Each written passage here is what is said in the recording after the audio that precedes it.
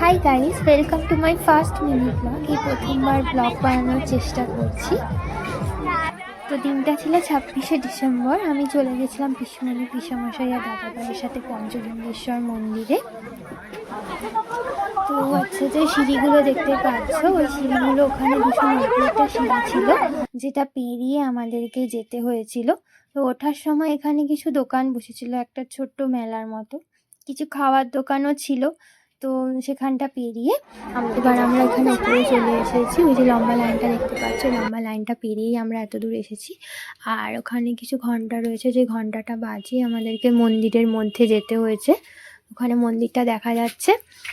আর হচ্ছে ওখানে যে ঝর্ণাটা দেখতে পাচ্ছ, ওই ঝর্ণার মধ্যেই রয়েছে 5টা শিবলিঙ্গের মূর্তি, যার মধ্যে হাত দিয়ে আমাদের মন্দিরে দিতে হয়েছে।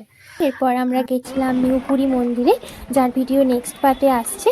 তো এই ভিডিওতে এই পর্যন্তই। Tata, bye bye.